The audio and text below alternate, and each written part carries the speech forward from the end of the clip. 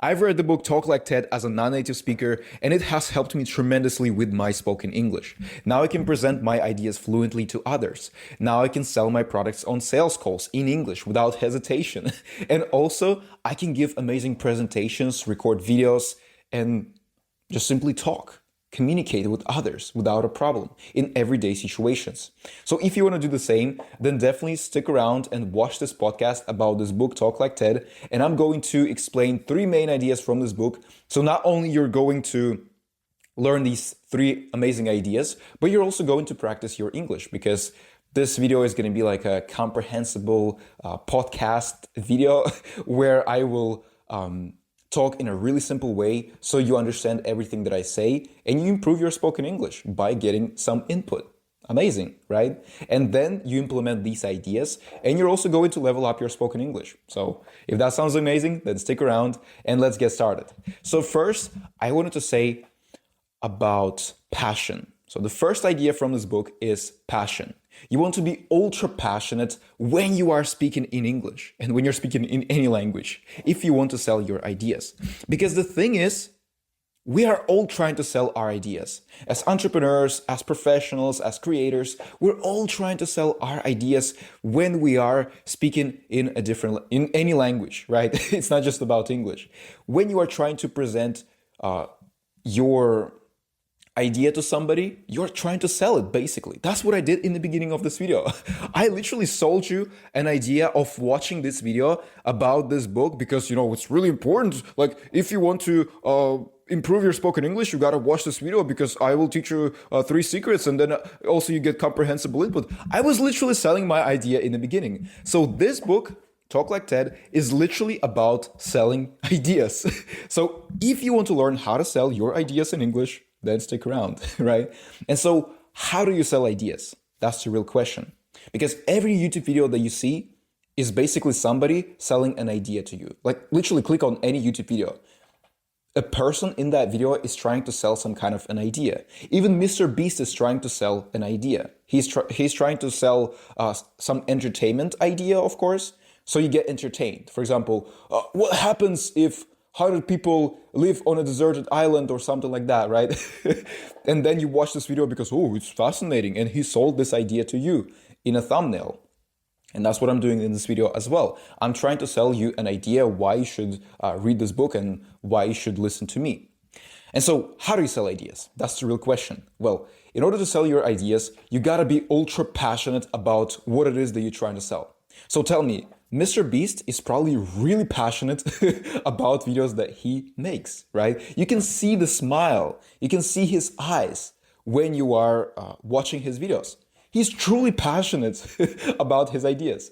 Other examples could be educational creators who are truly passionate about what they are trying to say to you or what they're trying to sell to you are the ones who win, right? If you see somebody who is like, well, I'm unsure, guys, today I'm going to teach you how to speak English and you will learn a lot of new things and it's going to be great. So the first thing you got to do is you got to watch videos in English. Like, it's boring, right? Nobody's going to watch that kind of content. So you want to be ultra passionate.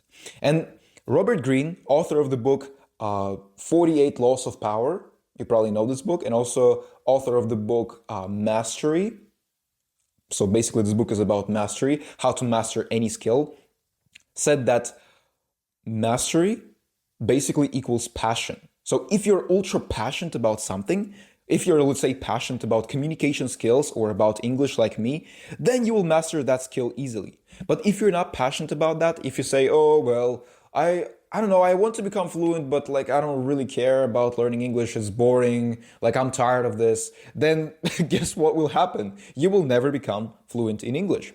So you gotta learn how to become ultra passionate about what you are doing or what you are talking about. Because listen to me, if you are trying to sell any idea to any person, you want to sell this idea to yourself first, right? Even author of the book, Talk Like TED, so his name is Carmen Gallo, said that you cannot inspire others if you're not inspired yourself. Because passion, listen to me, passion is infectious. What I mean by this is that if I wasn't passionate about, let's say, English, then I would probably have 0 subscribers. Why? Because other people are just like, this guy doesn't really like English and he tries to make videos about English. Why should I subscribe to him? Like, I don't really like this guy, right? But if I'm ultra passionate, if I tell stories, if I provide examples, if I try to sell you my ideas and I'm ultra passionate, I'm smiling, I'm showing my teeth when I'm talking, my eyes are literally glowing when I'm talking about something, then other people are like, dude, I want to listen to this guy. He's amazing. I want to improve my spoken English too. Let's fucking go. Like, I want to become fluent just like him because he's also a non-native speaker, right? So when that happens, then you literally sell your ideas faster, better, and easier. And the thing about that is not only is going to help you sell your ideas, or it's not only going to help you speak better, but it's also going to help you speak better English as well. It turns out, right? Because when you are not passionate, when you are just like bored, or when you're trying to talk about a certain topic, but you don't really like it, let's say you're trying to speak about that topic in English, then it's probably not going to work because, well, you don't like that topic and you're trying to talk about it. You're trying to give an essay or a presentation about that topic, but you're not passionate about it. Then it's probably not going to work. You'll probably make a lot of mistakes. You'll probably suck at delivering that topic, and you'll probably do a very bad preparation before presenting that idea. And so when that happens, guess what? Other people will absolutely don't like your idea, right?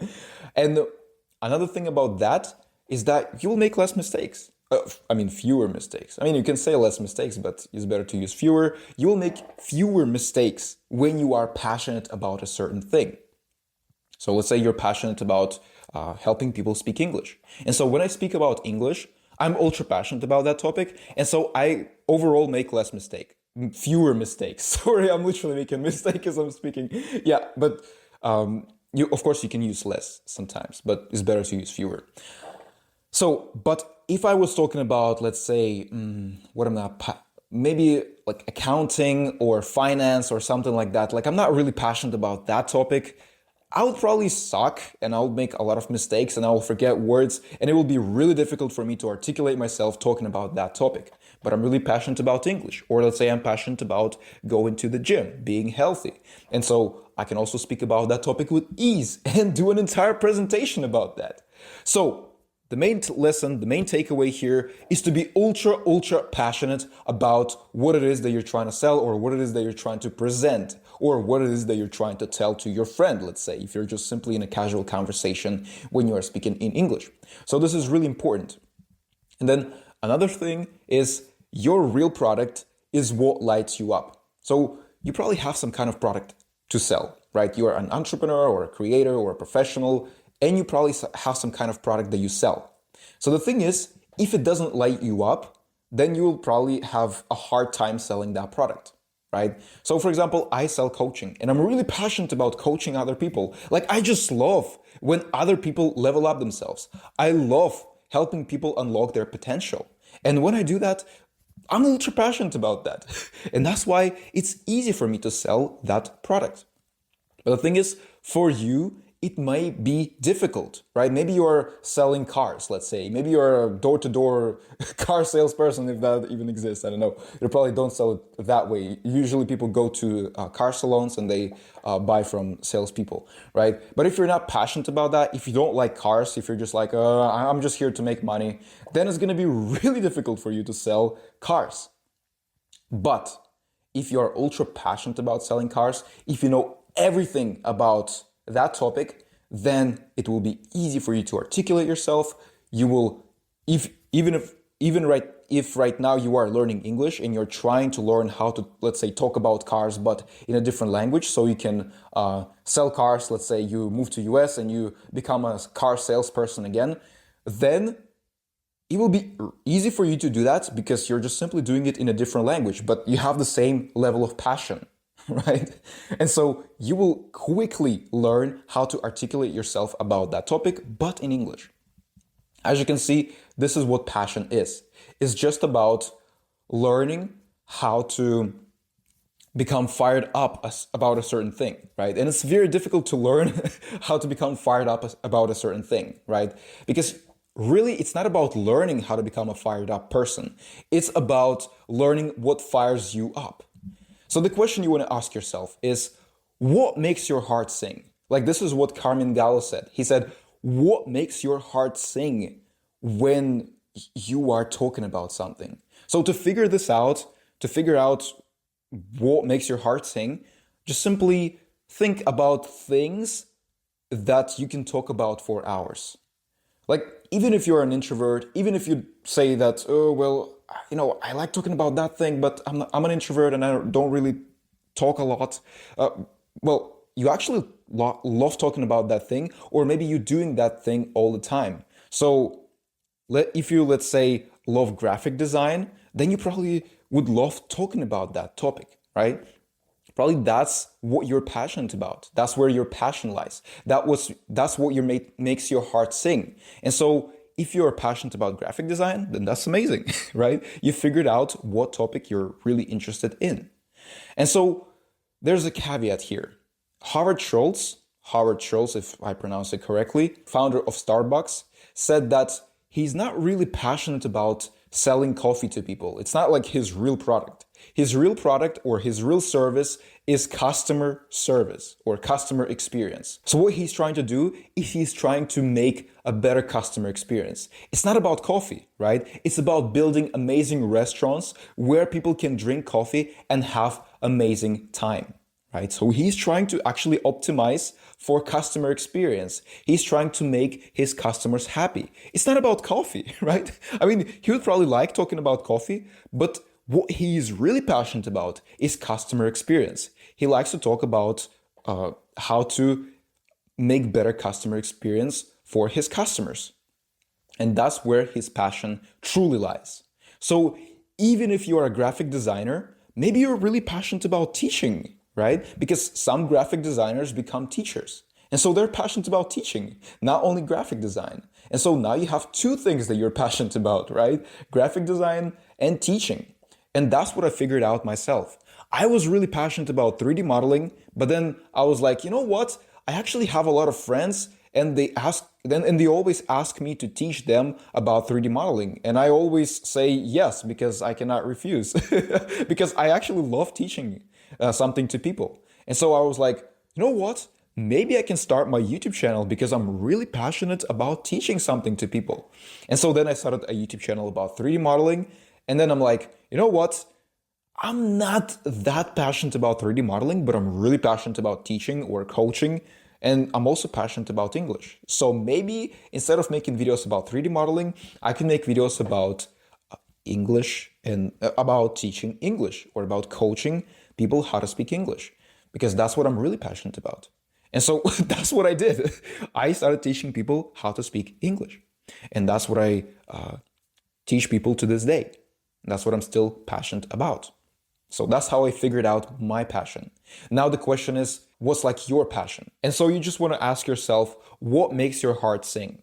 Maybe it's not just graphic design, or maybe it's not just video editing, but it's also teaching other people about video editing, if that makes sense. That could be your another passion. And honestly, I have maybe more than 5 or maybe even more than 10 different passions. And that's completely fine. So you want to figure out which one is your biggest passion. So now I want to touch more on English and passion. Why it is so important to be passionate when you are speaking or presenting something in English. Well, this is really important because mistakes do not really matter. When you are speaking to people and when you make mistakes in English, it's completely normal. Like one of my clients, Andrea, went on a lot of networking calls with other people, with a lot of native speakers, with a lot of non-native speakers. He also recorded a bunch of videos in English. And the thing is, people understood him. People appreciated him. People connected with him, even despite of the fact that he wasn't perfect. He was making a lot of mistakes while speaking with others. So he was working with me. He made fewer and fewer mistakes, but he still made some mistakes. And that was completely fine. That was completely normal. Even native speakers make mistakes. And first, they don't really matter as long as you can articulate yourself and as long as people understand your main message. And then if you're truly passionate about what it is that you're trying to say in English, then you will make fewer mistakes overall. Because one time I tried to record videos about how to learn grammar, literally. Like I literally tried to make a video about that because I thought, you know what, people will actually benefit from that kind of video because grammar is important and, learning English, you gotta learn grammar as well because if you learn English, like grammar is important and stuff like that. And I made that video, I tried to record it, I spent a couple of hours recording that video, but I was always stuck on the first 10 minutes, I only have 5 fingers, 10 minutes of the recording. Why? Because I was not truly passionate about grammar. I wasn't passionate about teaching people present simple. I'm passionate about communication skills and helping people articulate themselves better in English. I'm not passionate about grammar at all. And so when I try to speak about that topic, I just couldn't. I was making mistakes. I didn't know how to explain these freaking rules properly. I just didn't know how to articulate myself on that topic. Why? Just because I don't really like teaching people about grammar, again. And so my heart lies in communication skills and in helping people articulate themselves better in English. And so I was like, you know what? Maybe that's the issue. And so I stopped recording that video and instead I made a video about something else. Probably it was about communication in English. That's my guess. And so I made a video about that. And it was so easy. I enjoyed making that video. I spent 20 minutes recording it and then I uploaded it on YouTube and people said, you know what, amazing video, dude, as always, right? That's what happened. But when I was trying to record a video about grammar or about a topic that I'm not passionate about, then I always struggled with doing that. And so also I wanted to say about Andrea, so he's one of my clients, and also Ang. I have another client, his name is Ang and he's from Vietnam and Andrea is from Italy. And I was working with them and helping them improve their spoken English. And so the thing is, Andrea's passion is holistic life design and self-improvement and calisthenics. So he basically likes to exercise, he likes to improve himself, and he also likes to talk about his feelings and emotions. And that was his passion. And when we were on calls together, he was really passionate. He was talking about these topics for hours. Like sometimes, usually our calls are 1 hour long. So after that hour, we end the call. But the thing is, sometimes he was just so passionate talking about these topics that I just couldn't stop. I just couldn't stop the call. And it was not because he was just talking a lot and I was like trying to say to him, oh, Andrea, please stop. No, it was not because of that. It was because I was also passionate about that topic, He was so passionate talking about these things, even with mistakes, even with not so perfect English, even with poor pronunciation in the beginning.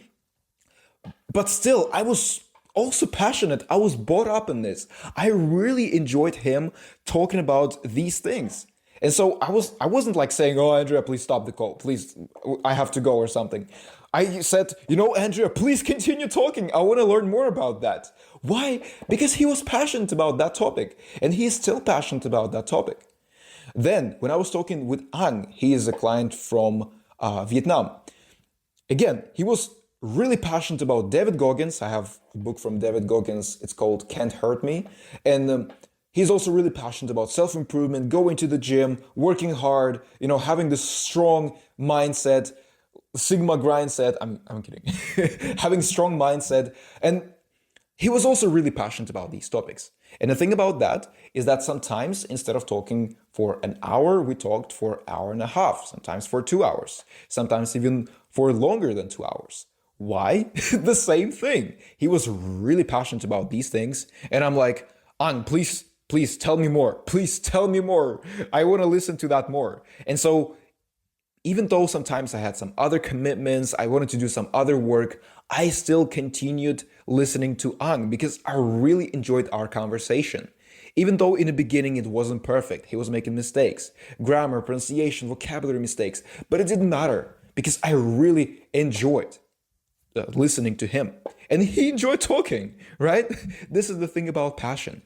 When you are speaking in English and when you are learning English, if you don't have passion, then it will be really difficult for you to literally talk about anything or to practice or to speak in English. So passion is really, really important. And I cannot emphasize this enough. And Carmen Gallo said that startup founders who were truly passionate about their projects were able to succeed, and they were able to get bigger investments on their projects from investors. Because when they were presenting their ideas to investors, they were truly passionate about their business ideas and how their business ideas will change the world. And so investors were happily willing to invest in their companies. Why? Because they were passionate. So literally, not only you are going to be more motivated to talk about certain topics, but you will also make more money as a result. If you are passionate about selling some kind of like a product to your clients, even if you have bad English or even if you struggle to articulate yourself sometimes, your passion can still win. This is more important than English, I'm telling you. So speak about what you love, understand what makes your heart sing, and then you will find your true passion. Hey, I hope you're enjoying this video. I just quickly wanted to say that if you are a non-native entrepreneur or a creator and you want to improve your spoken English, then the best place where you can do that is inside of our community called Global Business English. Inside this community, we will teach you how to speak English like a leader, so you can present yourself clearly and confidently. If that sounds interesting, then check out the link in the description. Now let's talk about the second idea from this book. And the second idea is master storytelling. It is really important to tell amazing stories when you are speaking on camera, giving presentations, or selling your ideas. Because behind every idea, there's a story. And I just came up with this myself. Yeah, I think that's really powerful, actually. You quote me on this, actually. Artem Zakharov, behind every idea, there's a story. That sounds poetic. But the actual quote I wanted to share with you is from Brené Brown. And she said, stories are data with a soul. So Brené Brown, she's an authority on presentations, leadership, and public speaking. And so she said that stories are data with a soul. And you really want to understand that. Because when you are just simply stating facts or telling data, people will not connect with you. So I can give you an example. For example, I can say, you know what? Learning English is really important because neuroscientist Andrew Huberman said that if you learn English, you will prevent dementia when you get old, right? So you will not have dementia. When you learn languages, you will prevent dementia. It's really important. Now you know more. Subscribe for more. Okay, tomorrow you'll probably forget about this, right? Who cares about dementia? Who cares about that fact? Everyone forgets facts maybe even after 1 hour, not after 1 day, even faster. Why does that happen? Well, because it's not stored in many different places in your brain. Your brain forgets that quickly. We are wired differently. We remember stories better. So the thing about that is that stories are usually engaging 7 different brain regions. I know it's a fact, but just hear me out, right? This is the only fact you need to remember. So stories, they engage 7 different parts of our brain, while facts engage only 2 different parts of our brain. So when I'm telling you that neuroscientist Andrew Huberman said that learning English or any other languages prevents dementia, like you probably will forget about that tomorrow. But if I say, you know what? When I was a child, I struggled with my spoken English. It was really difficult for me to learn English because I grew up in a non-native English-speaking country. And, well, I felt really frustrated. Like, I saw all these native speakers. They speak in English fluently. And, I wanted to connect with them, but I just didn't know how. Right? When I tell a story, you're like, oh, this guy wanted to learn English. That's so amazing. And you actually want to connect with me. You want to listen to me. And you will remember that story. You will probably tell it to someone else as well because you can relate to that story, right? So when you relate to a story, that's when people will remember, right? When people relate to your story, that's when they will remember what it is that you're trying to say.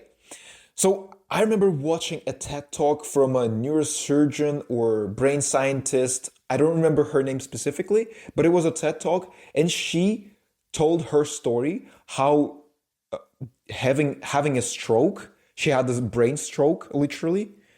And she was impaired for 10 years. She couldn't speak. Maybe she could speak, but she was basically disabled for 10 years after that brain stroke. So this story was very emotional. She told her feelings, how she felt, why it was so frustrating, why it was so horrible for her. And everybody connected to her story. And I still remember that TED Talk. As you can see, I was able to retrieve that from my mind. I don't have any notes on that. I simply retrieved that story from my mind right now. I don't have notes on this, okay? So I remember that moment from that TED Talk. Why? Because the story was really emotional. She told her feelings.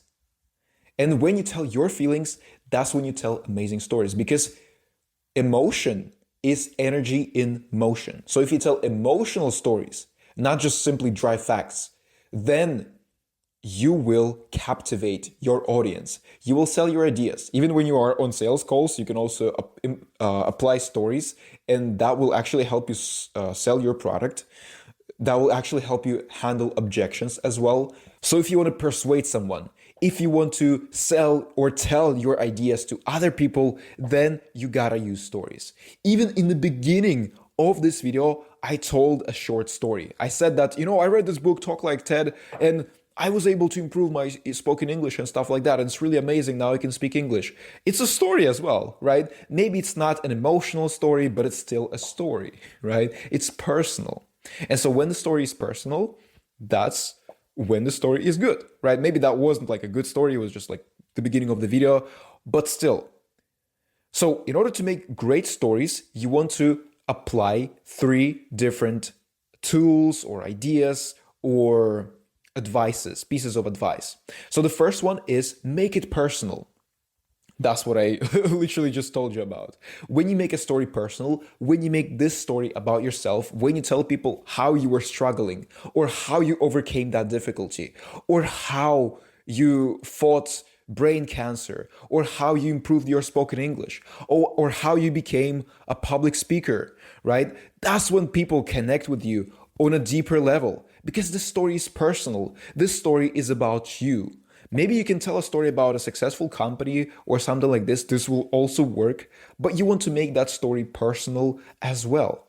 You want to show feelings of that company, not of the company itself, but of the people inside that company. You want to explain how they felt, what they were struggling with, right? And when you make it personal, maybe it's about you, maybe it's about some company, or maybe it's about other person, then people will connect to you or to the person who's telling that story, or to other people, or to that company on a deeper level. That's how Steve Jobs was able to make amazing presentations. He was telling stories about Apple. And that's why people are so connected to Apple. That's why people buy MacBooks, right? That's why people buy iPhones as well. So the first thing is make it personal. The second one is make it emotional.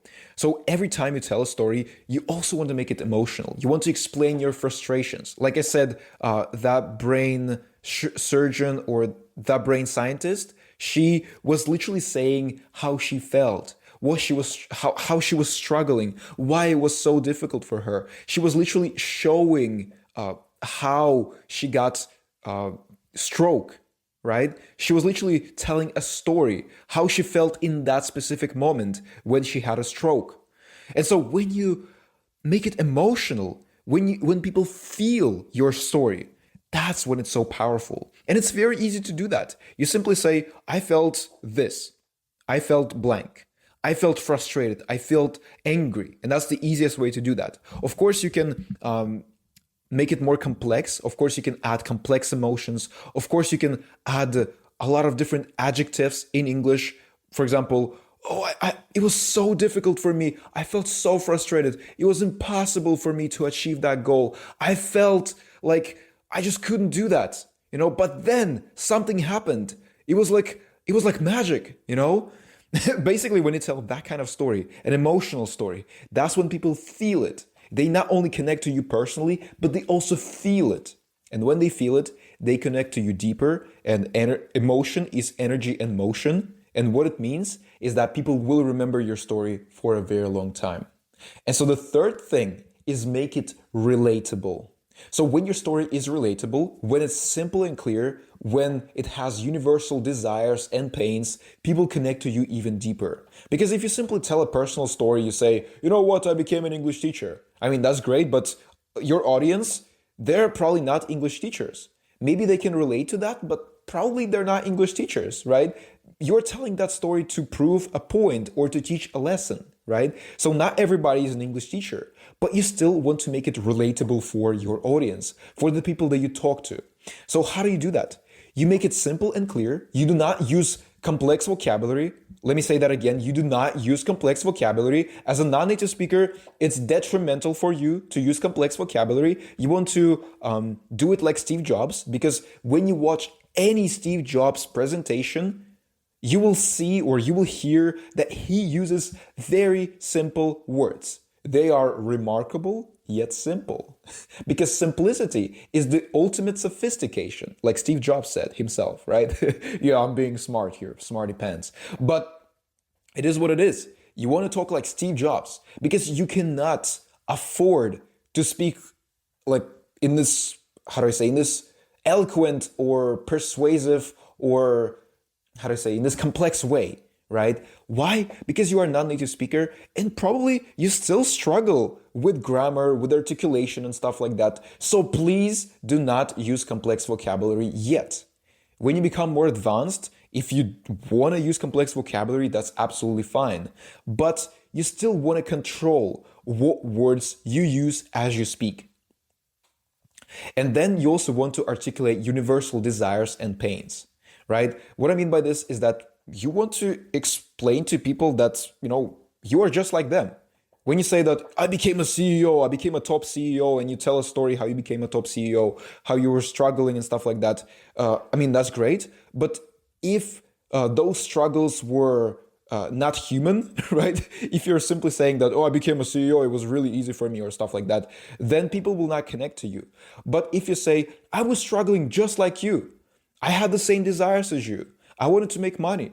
Honestly, I was struggling. I didn't eat anything for a couple of days because I didn't have any money. I was living on the street. Maybe not, some people didn't have that in their experience, right? But they probably can still relate to that. So in order to make it relatable, just simply articulate universal desires, pains, and make it simple and clear. So you make it personal, you make it emotional, and you make it relatable.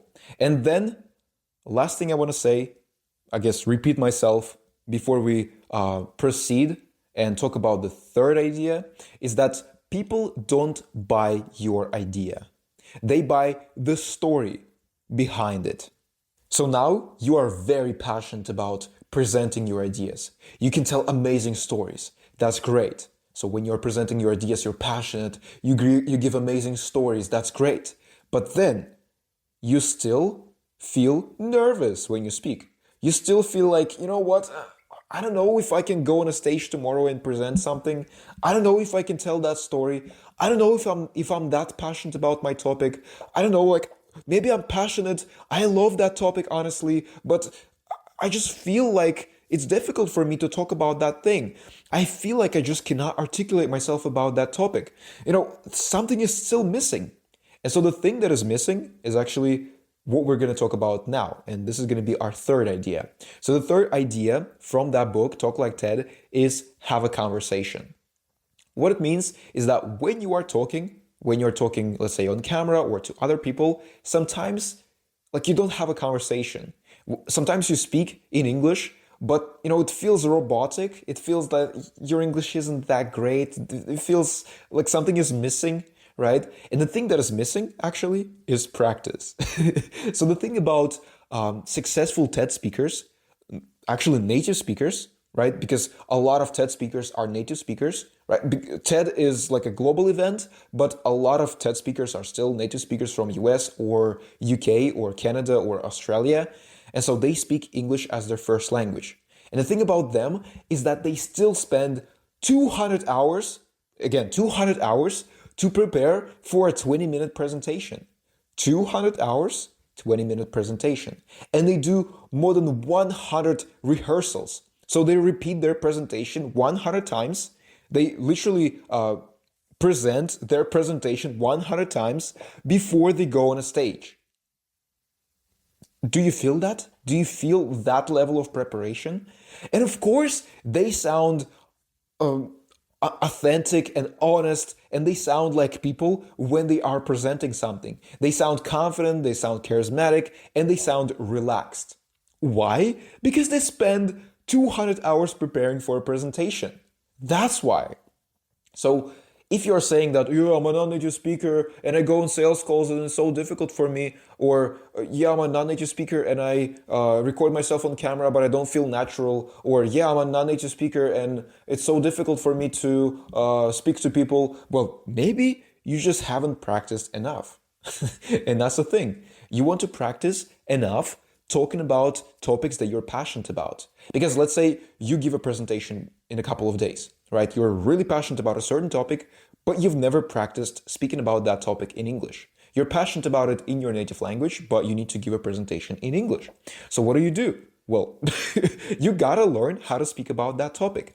And I will give you a framework that is going to help you speak about topics that you're passionate about, even if you don't know a lot about that topic in English specifically. You know a lot about it in your native language, but not a lot in English. And I'm going to talk about it a little bit later.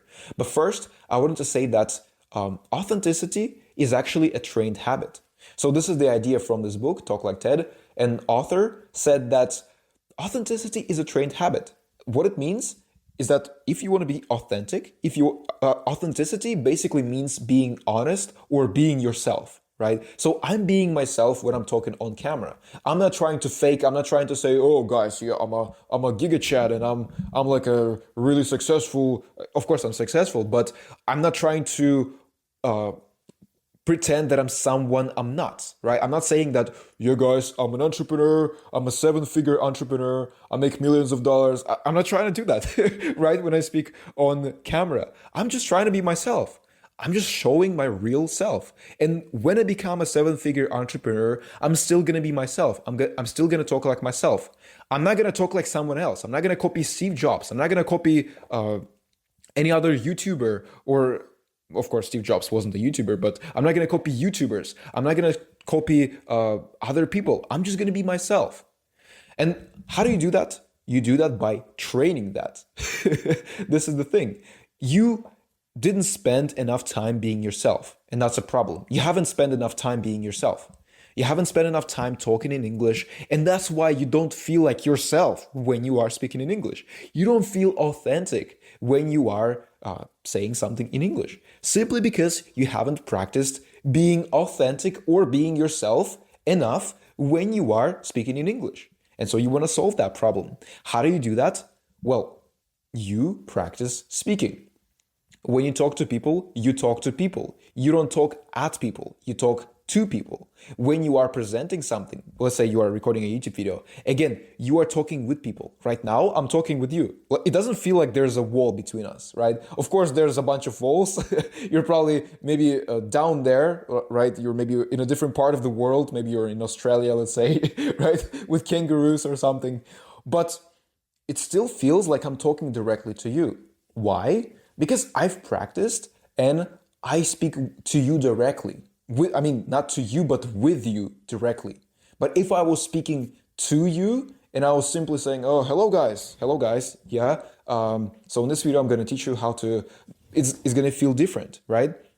It's going to feel like I'm talking to somebody, right? Not to you specifically, but I'm speaking to you specifically right now, and it feels authentic simply because I trained authenticity, and I did that just by practicing, right?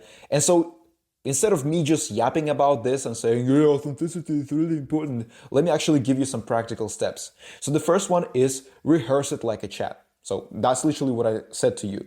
Instead of trying to speak like you're speaking as a professor, let's say, in college, you want to speak like you're speaking to your friend, right? Not like you're speaking as a professor in college to your students, but as a friend speaking to another friend.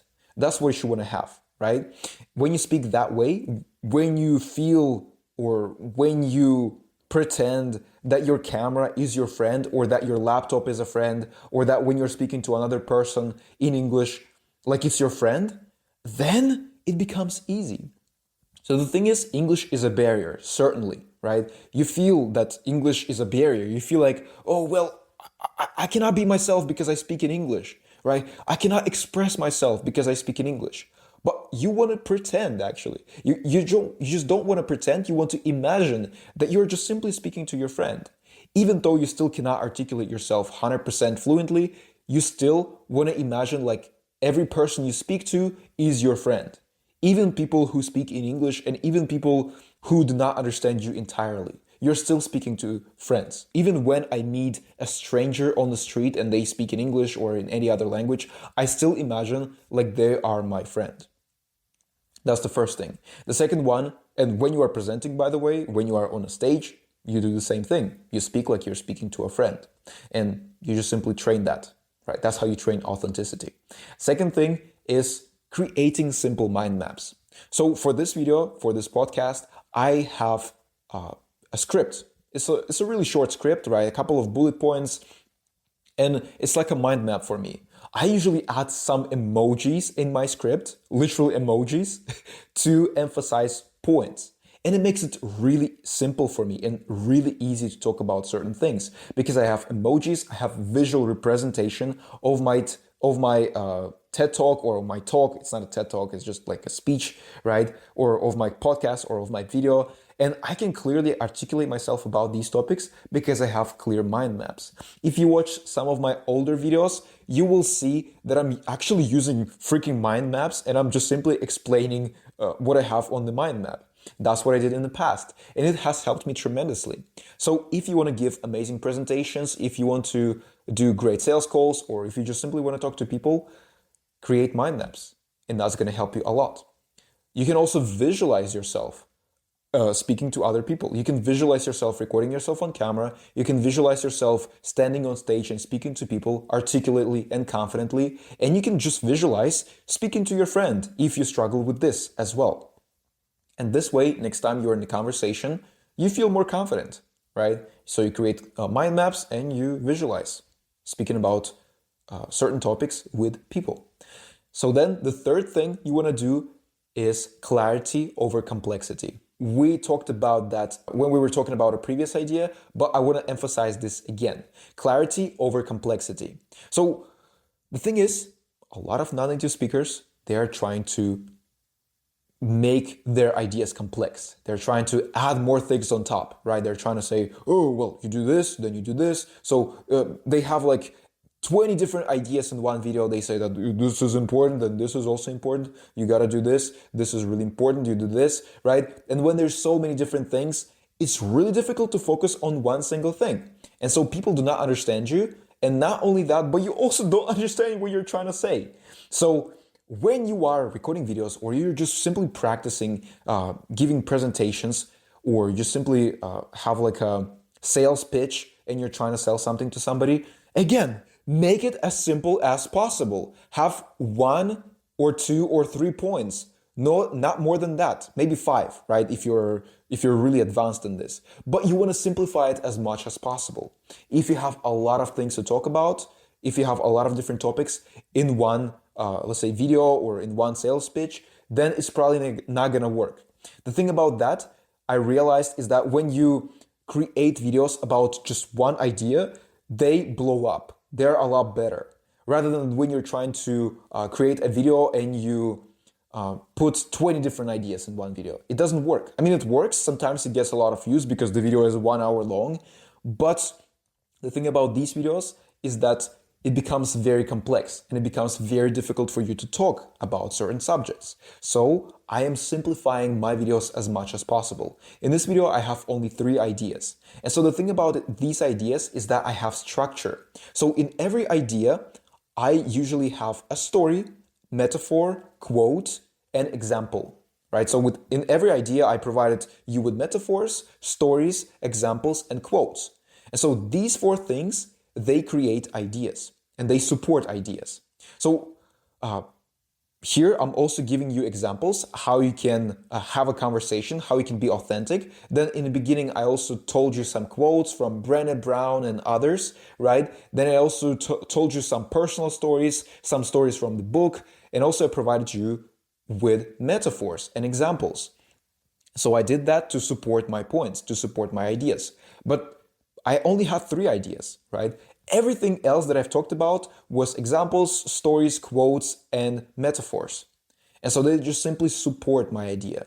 So the structure is simple. You have one idea, you have second idea, and you have a third idea, for example.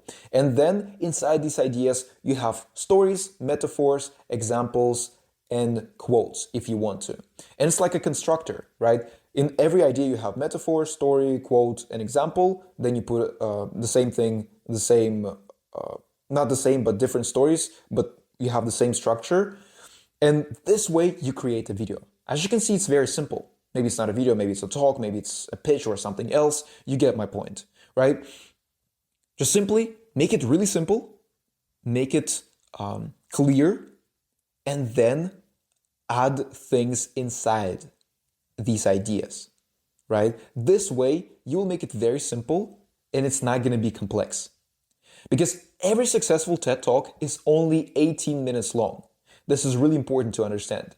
Because if somebody did talks that were 40 minutes long, people probably wouldn't watch them until the end, right? But if the presentation is only 18 minutes long, why not invest your time and energy and watch that presentation? Because, well, it's just 18 minutes long, right? That's why I think it's really important to make your videos or talks or presentations structured.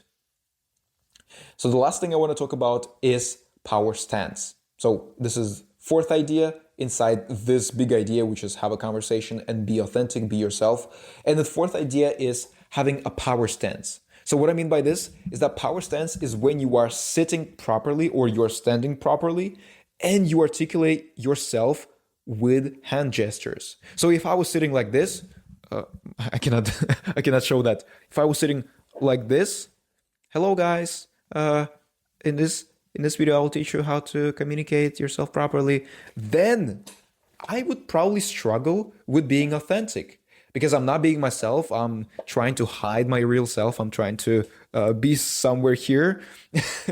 And that makes me less confident. And when you are less confident, you are less authentic. And people don't want to listen to you because you're not being yourself, right? So you want to have power stance. You want to expand your chest. You want to speak louder when you are speaking. And the best thing to do when you want to speak louder is to just speak louder. Like that's what I do. Before this presentation or before this podcast, I literally was just reading my script and I was reading it very loudly. Not like this, but like this, very loudly. And I did that simply because I wanted to raise my voice, raise my baseline. I did that. I practiced for 5 minutes and now I speak louder and that helps me a lot. And you're still watching this video because I speak louder. If I was speaking like this, you would probably click off this video by now, right? So it makes total sense why you want to speak louder.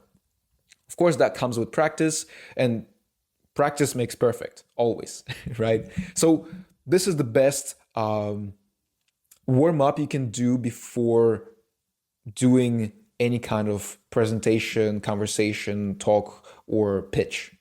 Just simply speak or simply read something loudly. And also expand your chest and have an open body language. So let's summarize. Rehearse like a chat, then create a simple mind map, maybe visualize what you are going to deliver, then clarity over complexity, and then have a power stance. So power stance is having proper posture and speaking like a leader when you are presenting something. When you nail these 4 things, then you will become a really good communicator. So then I also wanted to say how to actually practice talking about topics that you're passionate about, but you don't know a lot about these topics in English. So it's very easy to do. First, you consume information about that topic Let's say you're passionate about psychology. So you can read books about psychology. I have a couple of books about psychology here. I bought them because I want to talk about psychology too. So that's awesome. We have common interests, right? Probably you're also passionate about psychology. Who knows? So I consumed a lot of books about psychology. I watched a lot of videos about psychology. That's the first step. Consume. Second step, speak. So if I wanted to create a YouTube channel about psychology, or if I needed to speak about psychology every day, I would probably practice speaking about that every day as well. I would probably record myself, press record, and record just simply talking about what I've learned from these books. You do not simply talk about random subjects of psychology. You open a certain chapter in the book, you see the title, it's like you already read that chapter, and you just simply look at the title of that chapter, and you try to explain what that chapter was about on camera. And that's how you practice speaking. Maybe you do that with your friend. Maybe you go to like an English book club where you speak with other people about certain books.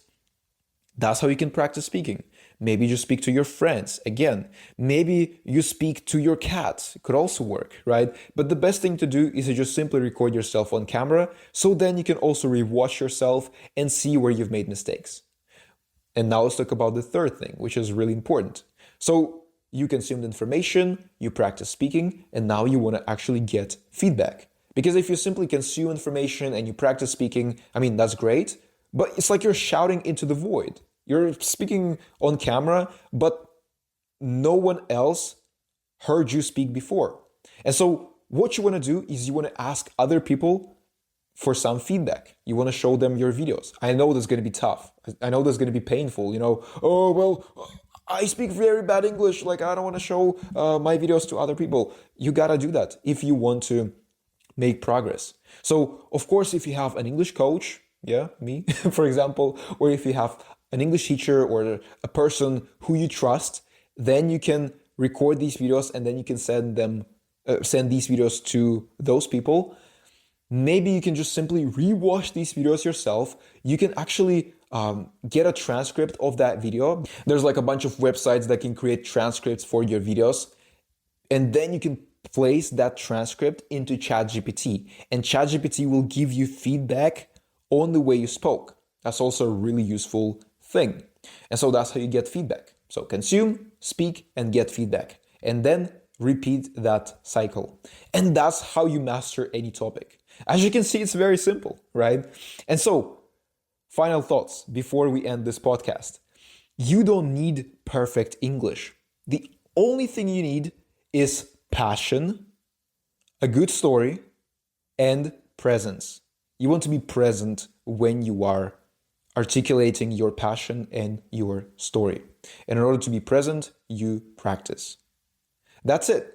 And so when you find the thing that you are passionate about, when you find stories that resonate with you personally and with other people, and when you practice telling these stories and telling about your passion enough times, that's when you become an amazing salesperson. That's when you become an amazing presenter. That's when you become an amazing English speaker, public speaker, amazing communicator. And that's how you can sell your ideas confidently and fluently. So if this podcast resonated with you, then you can subscribe to my YouTube channel. Also, let me know down in the comments what's the thing that you want to improve right now. Maybe it's passion, maybe it's telling stories, or maybe it's just practicing more. And then also, if you are a non-native entrepreneur or creator and you want to improve your spoken English, then you can check out our community called Global Business English. And inside of it, you will learn how to speak articulate, fluent, and confident English. If that sounds interesting, the link is in the description. And I see you in the next video.